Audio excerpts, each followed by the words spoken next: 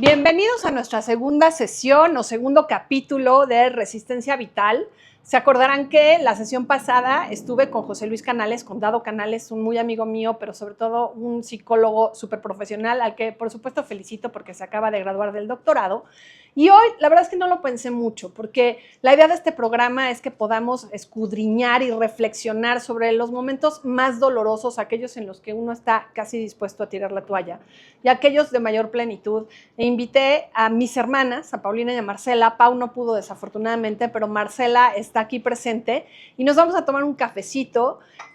No va a ser fácil porque creo que pues, estamos muy expuestas a que lo más personal salga a flote, pero de eso se trata, de que de las reflexiones que tengamos podamos sacar el mayor de los provechos y que pues, quien esté conversando con nosotros nos haga dudar si nuestra propia postura de lo que nos hace resistir vitalmente es la única alternativa. Así que acompáñenos. Resistencia Vital con Marcela Suela. Bueno, pues ya está aquí y no es novedad porque en mi vida cotidiana está siempre presente y es de las personas con las que más platico junto con mi hermana Paulina y Dado Canales, que ya lo tuvimos en el programa pasado, sobre la vida, sobre el sentido, sobre el sinsentido. Y bueno, pues Pau no pudo venir, pero Marcela Azuela, mi hermana, que es terapeuta en terapia sistémica familiar y que además tiene pues una larguísima trayectoria de la que he aprendido mucho, sobre todo en términos de derechos humanos y no discriminación. Y hoy la invité, pues la verdad es que sin preparar mucho las preguntas, de la manera más espontánea posible, porque hemos atravesado momentos difíciles juntas y también cada una con su propia vida. Pero yo, March, para arrancar, tengo la duda de que normalmente cuando pensé en a quién invitar en este programa, pensé mucho en personas que han atravesado algún momento rudísimo y se han cuestionado si vale la pena seguir o no seguir. Luego dije, pero pues ¿por qué estoy invitando a Marcela? Si ella claramente siempre tiene ganas de seguir. O sea, yo nunca te he visto en un momento de tu vida, aunque la has pasado ruda, dudando de si pues ya le pones marcha atrás o si sería incluso, pues ahora sí que un milagrito que la vida se te suspendiera. O sea, tú siempre quieres que la vida continúe y siempre traes un ánimo exacerbado, o sea, la que más se ríe, la que más se anima. Entonces, lo primero que te preguntaría es si mi percepción es adecuada, si en serio nunca te has cuestionado si vale la pena seguirle en la vida. ¡Ay! Arrancas. Ajá, arranco. De manera fuerte. Uf. A ver, yo creo que tengo una enorme fortuna de tener una alegría de la que no me esfuerzo, sí, como de una alegría, de despertar contenta. Y creo que eso, la verdad, no es como tener el pelo negro o como tener el color de piel del color que lo tenemos. No es ningún atributo ni es ningún mérito, es algo que pasa. Pero claramente ha habido momentos en mi vida, pues donde sí me cuestiono muchas cosas, me llega el sinsentido, el cansancio, la desesperanza. Lo que sucede es que rápidamente encuentro razones para qué continuar o para qué reírnos o para qué pues buscar otra vez esa alegría, ¿no? Tú dices que quizás sí se nace, o sea, como con el pelo negro, el pelo chino, la ceja poblada, pero pues mis hermanas, ahora sí que nacimos las tres en la misma casa, con casi las mismas características. Bueno, Pau y tú mucho más distintas, yo soy el eslabón perdido entre las tres, pero la verdad es que no sé si sea algo como de carácter con el que se nace o algo que te va formando. ¿Tú dirías, así nací? Yo diría que es una mezcla, ¿no? Ajá. Creo que hay una cosa, sí, las personas somos seres biológicos, psicológicos, relacionales, tenemos las tres cosas todo el tiempo, ¿no? Es muy difícil saber qué solo fue biológico, qué solo fue relacional, qué solo fue cultural o tu historia. Se junta todo, la verdad, y yo creo que las tres tuvimos una enorme suerte de nacer en la familia en la que nacimos y de sentirnos muy queridas y muy acompañadas, de tenernos nosotras tres, creo que ha sido un factor fundamental, pero creo que sí hay una cosita que Pau y yo no tenemos. Que quizá tiene que ver, eso me parece que es más temperamental, ¿no? Ajá, o sea, que es el temperamento alegre, que es el temperamento de, pues vamos a buscarle lo bueno, pero hay otra cosa intencionada, ¿no? Si hay una parte donde dices, porque elijo eso, porque lo he aprendido, porque me siento más cómoda y mejor y me gusta más sentirme bien, pero tengo días también aburridísimos y días también de mucha tristeza. Y cuando pasa eso tampoco hay que huirle, ¿no? También hay que verlos de frente. Porque en eso tenemos grandes diferencias. Pero, ¿cuál ha sido de los peores momentos que quieras compartir, obviamente, que en donde sí has dicho, no puedo y no me voy a parar y no le voy a seguir? Por lo menos hoy, ¿no? Con tu temperamento alegre, pero por lo menos hoy. Ay, pues claramente el peor momento de mi vida que comparto contigo y con Pau es la muerte de mis papás. Si quieres contarnos cómo fue. Que fue muy repentina y se te abre un hoyo negro, ¿no? Entonces, de esto hablo más fácil si no fueras tú. Claro. Con quien hablar. Ahí tuve una temporada, no un día, una larga temporada de no querer seguir, de querer parar, de frenar, de permitirme el enojo, la tristeza y pues un poco el espacio para... Tengo una maestra que dice mucho, ella inventó el verbo duelear. Uh-huh. Y lo quise vivir así, con mucha conciencia también, de mucho silencio, de mucha soledad, de mucho estar con mis recuerdos. Y fue bonito. Uh-huh. Aún en la tristeza profunda, fue bonito y fue valiosísimo y lo repetiría. Sí. Otra vez caminaría mucho, otra vez estaría conmigo, con mis pensamientos, con mi música, con mis recuerdos.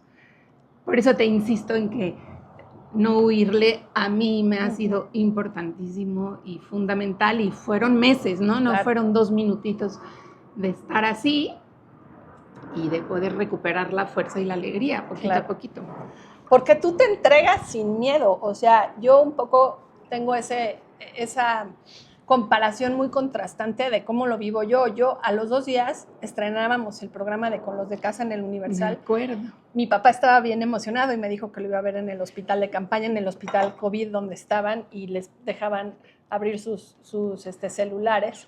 Y pues ya para cuando el programa empezó, pues 2 días antes mis papás ya no estaban, que murieron el mismo día, y pues eso también fue durísimo para todas, y las condiciones de COVID que muchos ya conocen, pero yo decidí pues que tenía que estar en el programa. Y la verdad es que como que a mí lo que me ayudó a sobrevivir es retomar luego mi día a día, porque yo sentía que si me tiraba o me entregaba, no iba a poder salir adelante.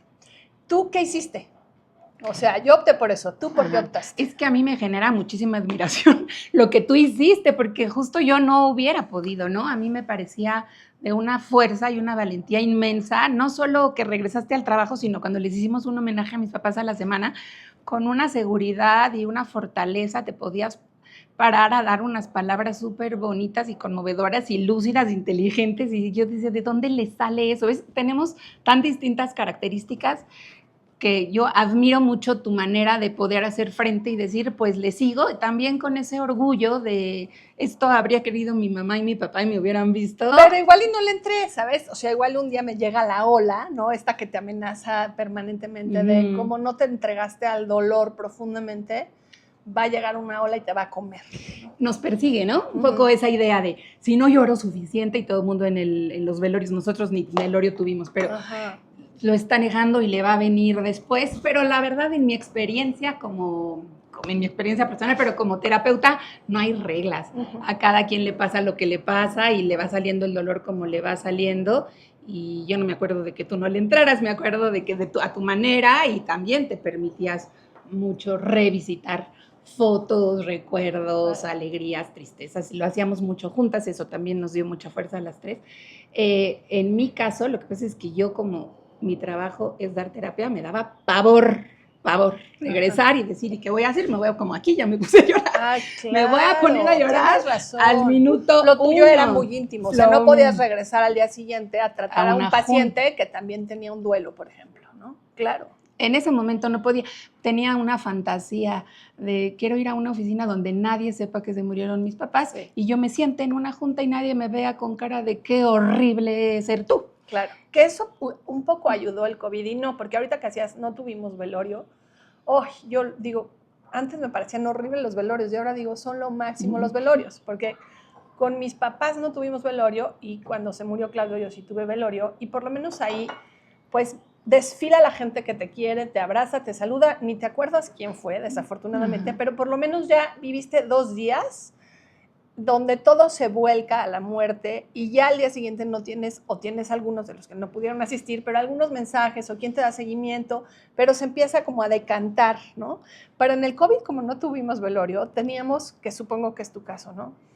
Que tenemos mucha suerte de tener muchos amigos y gente que nos quiere, pero llamadas y llamadas, insistencia de gente que quería vernos cuando ya era posible visitar las casas. Y yo me acuerdo que eso te abrumaba, te ponías de muy mal humor, o sea, enfurecías, para decirlo así. Me enojaba. Es que ya no me busquen.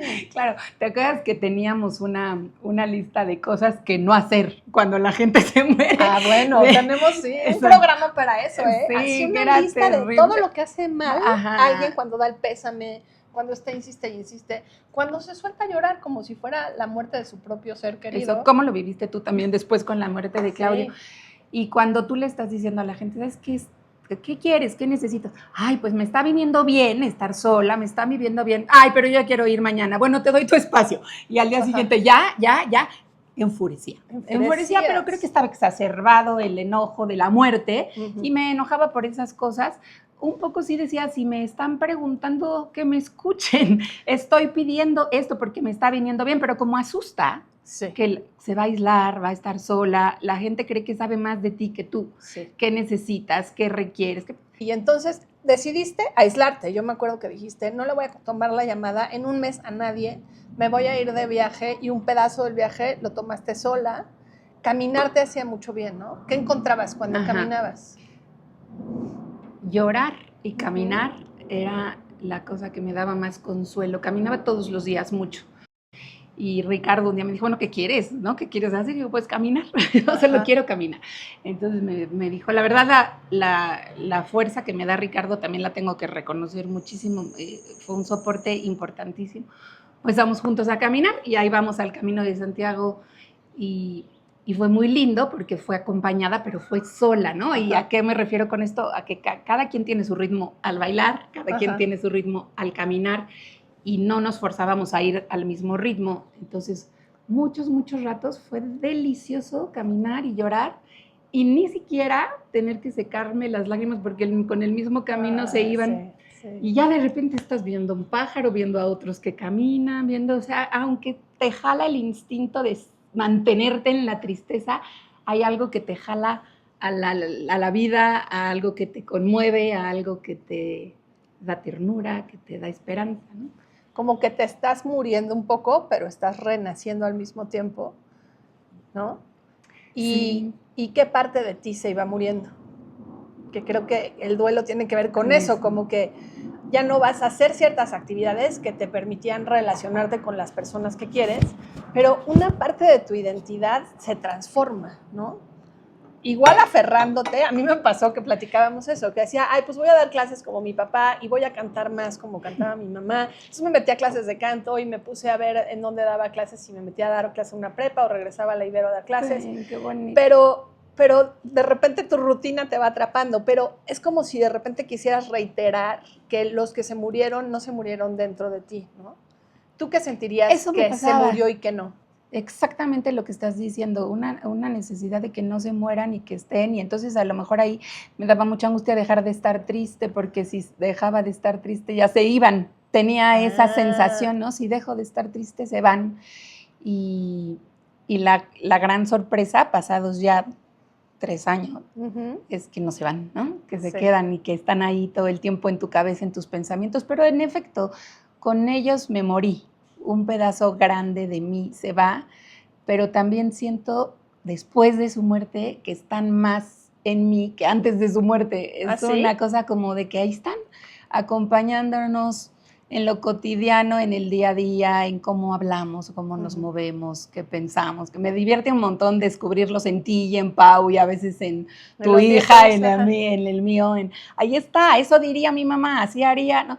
Creo que todos los días están muy cerquita y allí encontré paz. Bueno, entonces como que te das cuenta de que algo se murió y algo conservaste, ¿no? Cuando piensas en que algo conservaste, me dices, pues se quedó un poco en mí y un poco en la gente que los tuvo cerca y que nos rodean, pero ¿has experimentado algo más como de experiencia de estar tan cerca de la muerte y de tus propias muertes internas que digas, pues algo se transformó y si algo se transformó en ti, ¿qué creerías que fue? Sí, yo creo que con todo lo doloroso y que no se lo deseas a nadie, también trae regalos la muerte, ¿no? Y creo que una de las cosas que a mí me pasó es como la posibilidad de quitarle, como si la vida fuera una cebolla, quitarle capas a las cosas que no son tan importantes, poner como más atención en lo que te llena, ¿no? En los vínculos, en las cosas que te hacen sentir que la vida vale la pena, en la capacidad quizá, que la tengo un poquito más desarrollada y no la tenía mucho, de estar y no de hacer todo el tiempo, sino poder estar, eso, sí, sino poder contemplar, sino poder quedarte mirando un momento, sí, como con más conciencia de que nos estamos muriendo todos los días. Esa es la realidad también. Sí. Entonces, como poder hacer grande los momentos, ensanchar la vida, eso lo aprendí también con esto. O sea, te vino como una reflexión de atreverte a ser más contemplativa, de ser más que, de ser y estar, ¿no? Ajá. Esa mezcla. A mí me cuesta muchísimo trabajo, o sea, yo como que vinculo mi vitalidad o me agarro, porque tengo que decirlo con honestidad, o sea, lo hago igual voluntariamente, como de decir, pues para mí vivir es hacer, y entonces de repente hasta siento, el otro día veía que no soy la única, sino que la gente con ciertas ansiedades tiene que hacer varias cosas a la vez. Entonces, si estoy en una junta, tengo que estar pues de repente como coloreando algo que no me distraiga de la junta, pero que me haga sentir que mis manos están produciendo algo al mismo tiempo que estoy escuchando la junta. O sea, como que una enorme dificultad por vivir plenamente una sola actividad. No, en este día tendría que palomear todas estas actividades, tendría que conseguir todos estos impactos, y yo supongo que te toca acompañar a algunos pacientes, que no sé si le llaman pacientes, que te tocaron pacientes que quizá tenían alguna tía o algún hermano o alguien muy cercano como tú, que había perdido por el COVID, y cómo te tocaba acompañarlo, ¿no? Bueno, primero sí me tomé un mes, también con mucho apoyo, ¿no? Y mucho privilegio de poder parar un mes. Y tuve grandes terapeutas acompañándome. Eso también quiero reconocerlo mucho, porque sola uno no. Y ellas me animaron a que no pasaba nada si yo regresaba a dar terapia, pero voy a llorar. Pues los que eran tus maestras. Eran mis maestras, que muy lindas se ofrecieron a acompañarme en ese duelo, especialmente dos. Esther Altaus, que ya murió, y Ana Franklin, a quien quiero muchísimo. Y me dijeron, esto, qué tristeza, ¿no? Pero la vida personal da muchos recursos para la terapia. El dolor da muchos recursos para acompañar a otros en el dolor. Y la verdad que sí me siento más fuerte y más capaz, con más empatía, de acompañar a otros en el dolor y poder sentir con ellos, ¿no? Y con esa empatía de siento lo que estás sintiendo, he pasado por algo muy parecido, y acompañarnos en esto que nos pasa, que decías, no, pero el hacer, pero el ser, pero permitirnos estar, eso es de manera forzada. Uno no está tranquilamente, menos en este contexto que vivimos en esta ciudad, con estas prisas. O sea, hay una toma de decisión, ¿no? Es como, aunque digas, nací alegre, que ya se te va a quedar. Ya. Así nací, ¿no? En realidad hay una parte de ti que tiene que hacerse consciente, decir, lo voy a hacer de esta manera. O sea, no es que te salga espontáneamente, sino que te dispones a reaccionar de otra manera, ¿no? voy a decir, nací alegre, pero hago y hago y hago. En eso me parezco mucho a ti. Tengo una agenda de 8 a 8 imparable que es lo que sabemos, ¿no? Movernos y ser útiles. Y lo otro es, a mí lo que me ha tomado esfuerzo es hacer lo contrario, ¿no? Decir, bueno, paro un poco y observo, paro un poco y respiro, paro un poco y me quedo viendo, y es que esas eran tareas también que me dejaban algunas de las terapeutas, así, tu tarea es nada, yo no, por favor no me digas, pídeme escribir, pídeme un ritual, nada, poder estar sin hacer nada.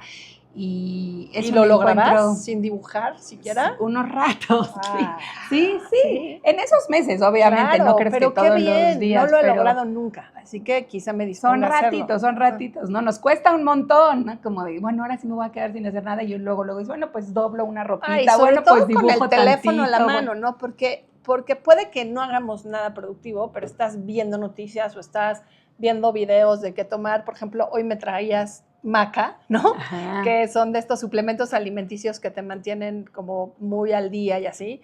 Y pensaba, pues es que esos videos te tienen aislada de tus emociones. O sea, estás viendo cómo superar ciertos momentos, o con suplementos alimenticios, o con meditaciones, o con ver una buena película o leer un buen libro, pero no te abstraes de todo lo que alrededor hay. Y tú sí lo hiciste. Son herramientas que para nada me siento ni avanzada, ni especialista, ni mucho menos, pero sí como en el aprendizaje del estar, que me parece que es valiosísimo, ¿no? Oye, y ahorita que hablaba de las redes sociales, como que hago un clic, no sé si con tus pacientes lo hayas visto, pero seguramente también lo ves en redes sociales, y aquí te preguntaría como desde tu perspectiva de terapeuta, que cuando alguien se te muere, no todo mundo, pero la mayoría de la gente escribimos mensajes en las redes como si esas personas nos escucharan a través de las redes. Entonces, Día del Padre, ¿no? Y yo ni lo pienso, subo una foto mía de niña con mi papá, rompiendo la piñata, y le pongo un mensaje como si él lo estuviera leyendo. Y veo que no soy la única. Cada vez que veo que alguien querido, cercano, capaz intelectualmente se le muere a alguien, incluso acabo de leer el libro que me prestaste de Irving de Yalom, que él no cree en la vida después de la muerte. Y toda la última parte es una carta a su esposa, como si la esposa lo estuviera escuchando 100 y tantos días después de su muerte, ¿no? ¿Cómo crees que la gente vive la idea de que no hay vida después de la muerte, que tú eres de esas, pero aún así se comporta como si sí la hubiera? Soy de esas, de las que sube en redes sociales también el mensaje a mi mamá, a mi papá. No sé, creo que no es algo racional. Cuando uno hace eso, sí, a lo mejor es un deseo, es una manera de enseñarle a los demás lo que fue, lo que valió, es una manera de decirte a ti, sigues en mí. No, Irving de Yalom, ya que lo mencionas, tiene esta teoría que a mí me fascina y en la que creo y me quedo en paz, porque me cuesta mucho trabajo pensar en qué pasa después de la muerte y creer en... Nadie nos ha garantizado que no pase nada. Nadie nos ha garantizado que sí pase algo. Y la teoría de Irving de Yalom, con la que yo me siento cómoda, es la de las ondas concéntricas. Sí, es buenísima. Cuéntanoslas. Que lo que él dice es que no sabemos qué pasa allá, pero sí sabemos que acá nos podemos quedar con estas ondas concéntricas en quienes nos quisieron, en quienes nos conocieron. Y a veces nos pasa eso con mis papás, ¿no? Llega alguien a decirte, ay, tu mamá de joven no sabes cómo tocó la guitarra en una fiesta, y dices, se quedó en esa onda en alguien mucho más lejano, no solo en sus hijas, no solo en sus hermanos, no solo... O una alumna de mi papá diciéndonos, su papá fue el mejor... Esa es onda concéntrica que no es a dónde se van, sino en dónde se quedan. Ajá. Y eso a mí me da mucha paz y me gusta pensarlo así y me quedo como tranquila con esa idea. No sé, de todo me dices, ¿cómo le haces con los demás? Pues todo mundo tiene que ver con algo muy, muy personal, de en qué crees y en dónde te quedas un poquito más tranquila con esa idea. ¿Y te ha tocado alguien que se quedó atorado en el duelo o no? Como algún paciente. Algún paciente, ajá. Alguien de los que acompañas en terapia que digas, es que le está faltando esta herramienta y por más que se le sugiere y así, no opta por esa herramienta. Sí, o alguien que cree que ya está mejor y que unos años después vuelve a sentir el dolor como si se hubieran muerto ayer. Eso nos pasa. Ajá. Eso nos puede pasar. O sea, eso nos puede pasar, la ola está ahí. Exacto, ¿no? Nadie está a salvo. O algo te lo detona, ¿no? O sea, a mí me pasa que hay días que estoy súper tranquila, incluso semanas, y digo, ¡ay, lo logré! Llevo 2 semanas sin llorar, y de repente una canción, una frase, un recuerdo, que ni siquiera viene al caso, o sea, no es que estés pensando en algo que contextualmente te lleve a ese recuerdo, pero el recuerdo cae como una moneda en una alcancía y vuelve hacia el llanto como si no pudieras contenerlo, ¿no? ¿Con qué tendrá que ver? No sé, creo que la cosa es no esperar que ya no te pasen esas cosas, sino acomodarlas, ¿no? Como decir, ay, pues te llega porque fue algo precioso, o porque fue algo que te dio mucha risa, o porque, ay, me acuerdo cómo me enojaba cuando decía o hacía, y eso hay que acomodarlo, no como huirle, no como decir, ya no quiero acordarme, porque es imposible, ¿no? Es parte de tu vida, es parte de tu historia, de tu pasado, pero si se te regresa es porque todavía vuelve a ser parte de tu presente, y creo que es importante no, desde donde yo lo vivo y desde donde yo trabajo, no creer que duelo superado, palomita, pasaste el año y medio, los 2 años o lo que cada quien diga, sino más bien es cómo sigues viviéndolo, cómo sigues acomodándolo. Y acá me viene a la mente un autor muy bueno que hace terapia narrativa, Michael White, que a él le pasaba lo que estás preguntando, que llegaban sus pacientes y dices, que llevo 7 años y sigo fatal, no lo supero y nada que logro despedirme, ¿no? Porque hay una idea de hay que despedirse del que se murió. Sí. Y que Michael White inventó una técnica que se llama el hola de nuevo. No hay que decirle adiós a la persona que se murió, hay que decirle hola desde otra dimensión en esta vida, y tiene que ver con qué te quieres quedar y con qué te va a acompañar. Y entonces muchos se sentían mucho más tranquilos sin la obligación emocional de que nunca jamás, ¿no? O de que tengo que superar esas palabras, despedir, superar, no, acomodar, poder vivir con eso, poder seguir diciéndole sí a la alegría y a los momentos bonitos, aunque ya tienes ese dolor ahí. Claro. Oye, y hablábamos de lo duro que fue la muerte de mis papás, pues el mismo día de COVID, que logramos llevarlos al hospital, pues antes de que la oxigenación bajara tanto, porque si no en ese hospital no los recibían, con la idea de que los pacientes que llegaban a tiempo normalmente la libraban, ¿no? Y sabíamos que en ese hospital había muchos pacientes que tocaban una campana, porque después de estar ahí, pues algunos 3 días, algunas semanas, algunos incluso podían saltar a terapia intermedia, creo, y después pues salir victoriosos, sonó una campana y eso animaba al resto de los pacientes que alcanzaban a escucharla. Entonces, como que siempre nos imaginábamos que ellos al 3er día iban a tocar la campana, al 4º día, y de repente estuvieron ahí 11 días. Y yo te preguntaba por el resto de los pacientes, porque uno vive eso como muy aislado, pero tú sí tuviste la oportunidad de conversar con personas que atravesaban por lo mismo, y creo que pues, nos arrolló colectivamente. Y hay otra parte, quizás simpática ya ahora que la vemos a distancia, pero estos juicios absurdos que hacía la gente cercana de que quien se enfermó por descuido. Terrible. ¿No? O sea, nosotros no solo teníamos que cargar con la tristeza profundísima de no tenerlos y no tenerlos a los dos, cuando además eran personas sanas, pese a que eran personas mayores. Y de repente que la gente dijera, no, hombre, es que seguramente los fueron a visitar, no, hombre, es que seguramente se los llevaron a la casa de campo en tal lugar. Por más que uno dice, no me los llevé a algún lado, vivieron encerrados, y de eso me arrepiento. No sé si te pasa a ti, que digo, yo veo muchos que sí visitaron a sus papás, sí se sentaron en la sala, sí los abrazaron, sí se los llevaron de Navidad y de Año Nuevo, y nosotros no tuvimos esa posibilidad por cuidarlos, y de repente estuvimos casi 1 año sin poder tocarlos, ¿no? ¿Cómo viviste ser la acompañante de gente que atravesaba por lo que tú atravesaste? Y cómo viviste también el que fuera por COVID, ¿no? Que mis papás se murieran. Esto no me lo imagino. Claro, sé exactamente qué se siente y qué duele. Y esto que dices, no solo, creo que si nos arrojamos al juicio, ¿te acuerdas de la vecina insoportable a la que apodábamos las abludos? Oye, cuando éramos niñas teníamos una vecina que era pues chismosísima, metichísima, y siempre estaba al pendiente de todo lo que de niños hacíamos, si estaba prohibido jugar pelota, si nos escondíamos detrás de los arbustos una niña y un niño, no, estaba siempre, iba con los papás y nos acusaba de todo. Y pues ya, conforme crecimos, la vecina hizo su vida, y la verdad es que nunca tuvo interés, ni en la nuestra ni en la de mis papás, pero el día que vio que regresamos al departamento de mis papás, pues ahora sí que a poner orden, a revisar qué íbamos a hacer con él y demás, se presentó para regañarnos porque aseguraba que nos los habíamos llevado de fin de semana y que por eso se habían muerto de COVID, ¿no? Había varios trabajadores de intendencia que también habían muerto de COVID. Y bueno, su insensibilidad y su juicio me parecieron descabellados, pero qué capacidad de la gente de poner por delante su superioridad moral pese al dolor del otro, ¿no? Su superioridad y sus ganas de juzgar también creo que viene de un deseo de si yo me cuido mucho no me va a pasar, ¿no? O sea, había mucha curiosidad pero sí se cuidaron, pero algo tuvieron que haber hecho mal, ¿no? Porque si no hicieron nada mal, yo me puedo morir mañana. Claro, claro. Pero poner por encima de nuestro dolor la curiosidad era terrible, o sea, no fallaron llamadas pero no sabes exactamente quién los contagió, pero segura que no salían. Fue terrible, ¿no? Eso lo vivimos con mucho, mucho dolor. Y cuando los pacientes, a tu pregunta, me comentaban eso, pues los podía comprender, ¿no?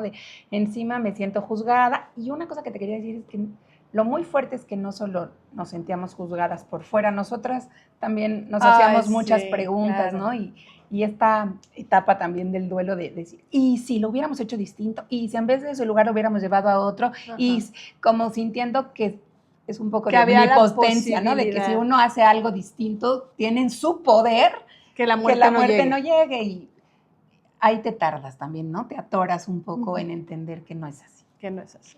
Y un poco en contraste con esos momentos rudísimos, ¿te vienen a mente varios o alguno en especial que haya sido como súper luminoso, en donde te sentiste plena, en donde dijiste, puta, lo puedo todo? ¿Hay alguno así? Ay, qué cosa tan linda. Pues creo que hay varios, ¿no? Hoy no tengo uno, pero siento que tuve la infancia más feliz posible, llena de risas, de magia, de mucho cariño. Puedo pensar así en una imagen, nosotras tres con mis papás en el mar, en Acapulco, dándonos la mano y gritando, esto es vida, con mucha felicidad. Más grande, bueno, los vínculos con las amigas fundamental, así de no me cambio por nadie, por ejemplo, en tercero de prepa, de wow, esto puede ser lo mejor que me ha pasado. Enamorarme también, ¿no? Así de no cabe en ti el amor y lo puedo todo y luchemos contra lo que haya que luchar para estar juntos. Porque eso se lo heredamos mucho a mis papás, ¿no? Entre más imposible sea la historia, más fuerte es el vínculo, ¿no? Exacto. Y la mía era un poco imposible, era un poco irreal, que hoy llevamos 20 años, así que creo que ahí tengo muchos a lo largo de mi historia de pareja, me siento dueña del mundo, sin duda. Cuando nació Rodrigo, que nació en agua feliz, y con una cara feliz. Sí. Increíble. Y si me preguntas recientes, me viene a la mente el año pasado, nosotras tres con las dos sobrinas en el viaje de mujerzuelas de la familia, diciendo, no puede ser que estemos aquí, estas mujeres, abrazando el momento y viviéndolo muy, muy pleno. Ajá. Oye, y hablas mucho de momentos con mujeres, pero tú habitas en una familia con puros hombres, ¿no? 3 hijastros que te quieren muchísimo, tu propio hijo y pues tu pareja. ¿Y cómo fue para ti vivir esa transformación de mundo de mujeres a mundo de hombres? Sí, caray, yo soy de mundo de mujeres, ¿no? Sí. Hermanas, amigas, colegio de monjitas, en fin. Y la verdad siempre pensé que el mundo de las mujeres era mucho más divertido, hasta que me tocó vivir en el mundo de hombres, que es igual de sensacional. Tienen otras aportaciones, tengo suerte, porque vivo con hombres muy femeninos, yo diría. O sea, como que tocan mucho su parte emocional, les encanta reflexionar sobre cómo atravesar momentos y cómo crecer, o sea, no están negados a mostrar su lado femenino, por decirlo de alguna manera. De acuerdo. Muy femeninos, muy cariñosos, muy amorosos. Quizás, una diferencia, si es que en una casa de mujeres no se para de hablar y aquí les preguntas, ¿y qué tal la fiesta? Bien. Ay, no, pero ¿quién fue que dijo? Y tú que eres una parlanchina, Mar. Bueno, te dejan tu espacio para que te hables. Ocupe todo, no. Sí, como que son menos argüenderos, vamos a decir, pero por lo demás es divertido, son ocurrentes, le encontramos la manera y el gusto. Nos gusta mucho estar juntos a toda la familia, así que es muy bueno. Oye, pues para cerrar, si tuvieras en una frase que resumir qué es lo que te ha permitido resistir con vitalidad, ¿qué sería? Además de tu talante con el que naciste, pero de alegría. Conste que dije que de eso no hay mérito. De acuerdo, pero así naciste. No pediste nacer así, diría una amiga mía. La más guapa de la DAM. Es que va a parecer cliché, pero creo que a mí lo que me da fuerza y me sostiene es esta cosa que decía Freud, de que es la salud mental, que es amar y trabajar y finalmente jugar, ¿no? Amar, ¿qué quiere decir? Que tengas vínculos auténticos, sólidos, gente que en serio crees que está para ti y tú para ella, ¿no? Eso es lo que más me importa en la vida, los vínculos sin duda. En segundo lugar, el trabajo, pues que me da ganas de ser útil para alguien que ahora tengo un trabajo que me apasiona con todo mi corazón y siento que vale la pena despertarme cada día por acompañar a otros que están en el dolor. Y por último, jugar es como el toque de la vida, pero no es como que piensas en jugar así a las escondidillas o así, no, pero ¿qué es jugar para mí hoy? Pues es dibujar, pues es cocinar, pues es cantar con ustedes, pues es inventar la menor provocación un pretexto para reírnos y sentirte como cuando eras chiquita y estás ahí, toda tú en lo que estás haciendo. Mira, lo de jugar me deja como una lección y bueno, pues agradecerte, decir que no puedo tener mejor testimonio de lo suertuda que soy, de ser tu hermana. Y bueno, pues nos veremos en otro, ¿no? Porque encantada. hay muchos temas para tratar. Feliz. Muchas gracias por estar aquí en Resistencia Vital. March, mil gracias.